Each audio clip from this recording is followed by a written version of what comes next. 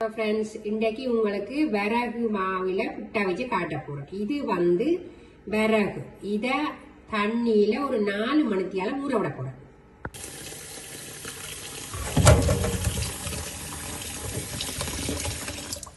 இதை அப்படியே 4 மணித்தியாலம் ஊற வைக்க வேணும். ஊற வச்சு போட்டுத்தான் திரும்ப திரிக்க வேணும். அரிசி 4 மணித்தியாலம் ஊற விட்டுனா இப்போ அதை அரிச்சு எடுக்க போகிறோம். உங்களுக்கு அரிச்சு எடுத்துத்தான் புட்டை வைக்கணும். ஒரு 1/4 மணித்தியாலத்துக்கு கொஞ்சம் நல்லா வறுக்கும். விறகுமா வறுத்து எடுத்தாது. இனி புட்டை வைக்கிறது. விறகு மாவில் புட்டை வச்சு காட்ட போகிறோம். என்ன மாதிரி குழைக்கிறதுன்னு பாருங்கோ. ஒரு 1/2 கிலோ மாவுக்கு ஒரு ஸ்பூன் உப்பு போட்டுருக்கேன், சோல்ட்டு போட்டிருக்கேன்.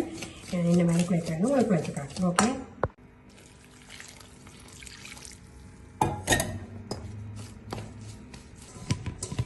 பாரம்பரிய சிறுதானியங்களில் ஒன்றான இந்த விறகு அரிசி புட்டு அவிக்க போறேன். எல்லாம் கொத்தி முடிச்சிட்டேன். இனி அவிச்சு காட்டணும் உங்களுக்கு.